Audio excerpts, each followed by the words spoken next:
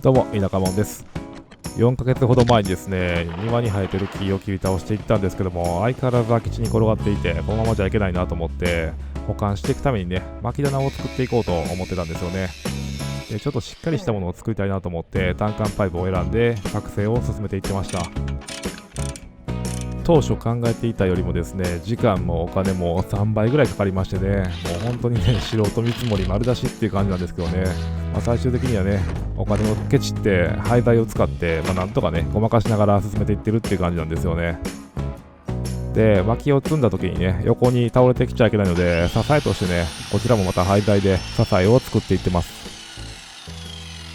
これは以前ね、知り合いのおっちゃんが家を自分で解体してるのを手伝いに行ってて、その時にもらってきたもんなんですよね。こういうのもらっといてよかったなって本当にね、今になって思いますよ。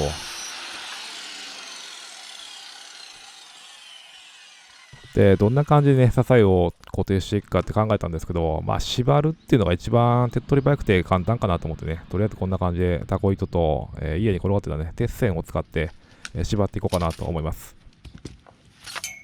って言うてますけどね、こういう鉄線で物を固定するっていまいちよく分かってなくてね、こんな感じで大量に失敗を重ねながら YouTube を見ながらですね、勉強しながら、なんとかね、やり方が分かってきたっていう感じなんですよね。ただこれね、固定してから数日後を見たら速攻で錆びてきましてね、こういう場所に鉄線使うっていうのは最悪のチョイスやったんじゃないかなってね、思ったりもするんですよね。錆びるのはいいとしてもね、この単管パイプに錆が移っていって、せっかく単管パイプを使ったのに台無しになるんじゃないかなってね、ちょっとね、神経質に考えすぎなのかもわかんないですけども、不安に思ったりしますね。なのでこの固定した鉄線をですね、ローバルっていうね、亜鉛のスプレーを振りかけておきました。またそれはね、別の機会にお見せできればいいかなとは思うんですけども、でもそんなん言いながらね、こういう風に固定する方法、やり方が身についたのは経験としては良かったのかなと、そういう風に思いますね。こんな感じでいつも通り大体な感じで支えが出来上がりました。若干の強度に不安は残りますけどね。そして背面もね、支えを作っていこうと思うんですけども、もうね、釘がついてる廃材しか残ってなくてね、もう釘抜きから作業を始めるっていうね、本当にね、作業進まないですよ。貧乏暇なしとはまさにこのことです。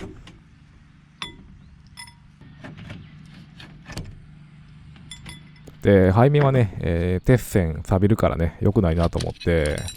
サドルバンド40ってやつですね。これがね、単管パイプとキーを固定するのにちょうどいいっていうことだったので、こちらでね、固定をしていきます。こんな感じで、なんとなく水平も出してみたりして、自分としても結構進歩したなって感じですよ。3年前の自分やったらね、水平なんかどうでもいいわってね、思ってつけていってましたけど、ちょっとだけそういうことは気にするようになってきましたね。で、さらにですね、後ろ、縦にもね、キーを通してあげて、一体感高めていくっていう感じですかね。で、壁はね、当初はつけようかなとは思ってたんですけども、本当にね、お金がなくなってきたんで、とりあえず壁はなしで、風さえ通ればね、薪は乾くんじゃないかなと思いますのでね、とりあえずこれでいこうと思います。それにしても上のこのガタガタな波板、ひどいもんですね。そんな感じでね、とりあえず薪棚、あれで置けるようになりましたんで、庭に転がってるね、木を今度はひたすら切って割って保管していくっていう作業に入っていきます。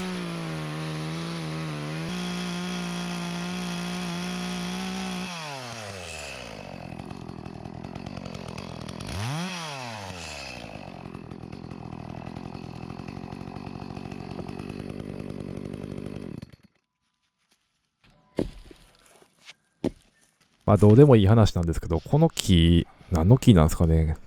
めちゃくちゃいい匂いしてね、この匂いめっちゃ好きなんですよね。うっとりするような匂いでね、カブトムシの気持ちがちょっとわかりますよ。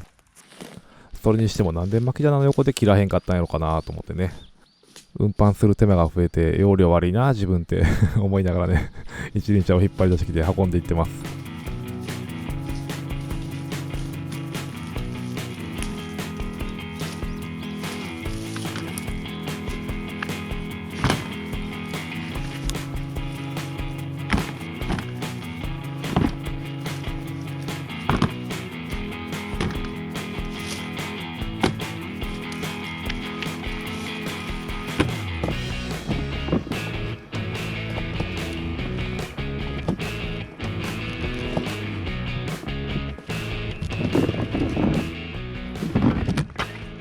まあこんな感じでね、本当にね、薪は文字通り腐るほどあるんですけどね、やっとね、薪割りができるところまで持ってきましたよ、本当に。これ薪割り台をね、コンクリートの平板に乗せちゃったんですけどね、まあちょっとね、危ないっていう話があって、コメントでね、前回あったんですけど、まあその辺もね、含めて、後ほどお伝えいたします。で、この斧ですね、僕結構気に入ってて、ヘルコワークっていう斧で、ドイツのメーカーだったかな。すごいね、気に入ってて、斧のヘッドがね、2キロぐらいあるんですよね。で結構重たくてね、ちっちゃい薪は当てづらいっていうのはあるんですけど、杉やヒノキやったらね、本当にね、ヒットするだけでパシッと割れてくれるんで、本当にまあ筋トレがてらちょうどいいですよ、これは。今割ってる木は薪の木ですね。で、これね、結構僕意外やったんですけども、木って乾燥してる方が割れやすいって思ってたんですけども、実は乾燥すると木が締まって割れにくいらしいんですよね。これは結構ね、意外でしたよね。で、このシーンですよね。危うくね、斧がコンクリートに当たるところでして、まあ本当にね、危ないですよね。斧も傷んじゃいますしね。ただ以前ね、こういう風に薪割り台を地べたに置いたままにしてたら、シロアリが湧いてね、えらいことになりましてね。まあ、つどつど片付けるのがまあまあ一番いいんでしょうけどね。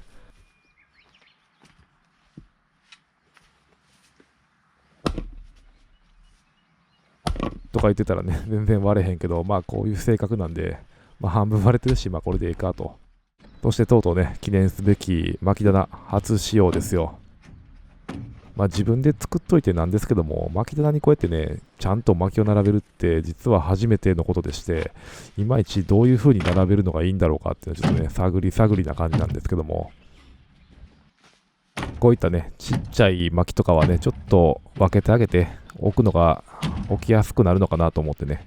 まあ、欲を言えばね、巻き棚上下とかでね、分けてあげて、木のサイズとか、あるいは木の種類とかでね、分けてあげるのがまあ理想でしょうけども、まあその辺はおいおいっていう感じですかね。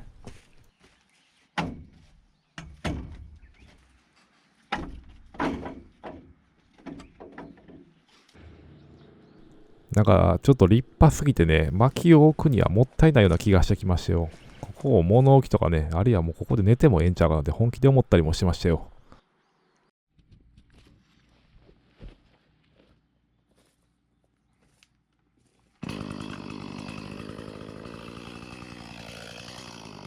で、これはまたね、別日なんですけども、以前ね、人からいただいた薪も結構ね、庭に転がってて、本当にね、これ腐らしてしまったらもったいないなって思ってて、ようやくね、こういう風に処分できて、本当にね、心がすっきりしましたよ。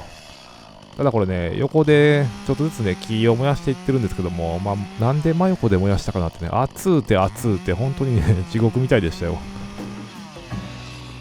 まあでもね、暑い時は思いっきり汗かいて、寒い時は思いっきり寒い思いした方がね、春夏秋冬それぞれの嬉しさが体の芯から感じられるっていうのはね、まあ田舎に住んでてありがたいなって思うことの一つですよね。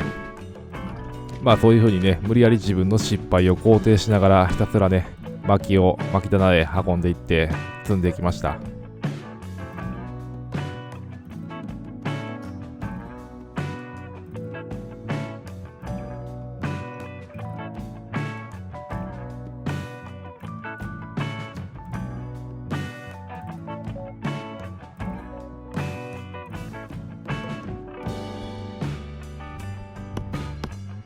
で、薪をね、並べるのに飽きてきたら、ちょっと座って、ちっちゃい薪をね、まあ半分に割ってみたり、まあ、この斧もね、前住んでた借家に転がってたやつ、大家さんの行為でね、いただいたもんなんで、なんかすごい歴史を感じますよ。多分50年以上前のもんじゃないかな。で、ちっちゃいの割るの飽きてきたら、今度はまた大きいの割ってね、まあそれのひたすら繰り返しですよ。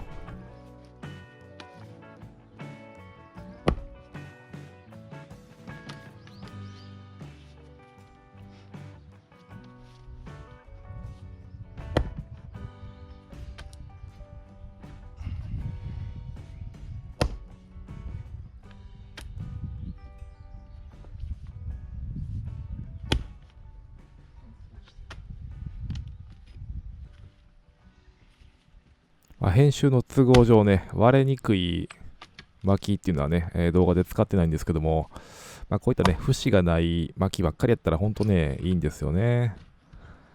実際はね、もう全然割れない薪だらけでね、いい加減ね、斧一本ではちょっと辛くなってきてね、くさびを買うかとかね、ちょっと思ったりもしてますけどね。スマートな薪ばっかりやったら本当にね、楽でいいんですよね。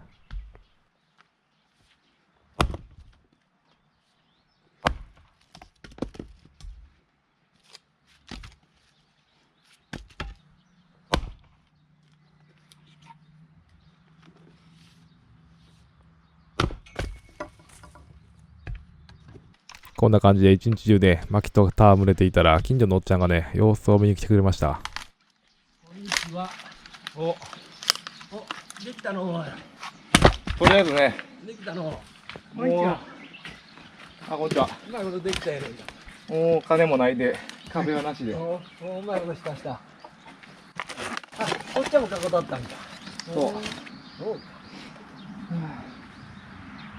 いいな。またあっちから取ってこっちから取って両方から取れるようにするやん。いや、特に何も考えてないけど。こんな感じで僕もね、田舎のおっちゃんの仲間入りをちょっとずつ果たしながら、少しずつね、ここでの暮らしに馴染んでいってるのかなと思ったりもしますけどね。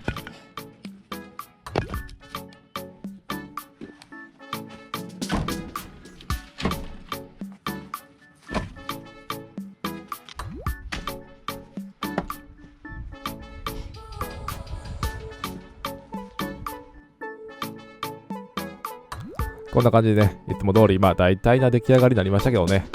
薪棚、とりあえずこれで完成ということで、一応ね、かかった費用の方をお伝えしておこうと思います。単管パイプが16本で 16,532 円。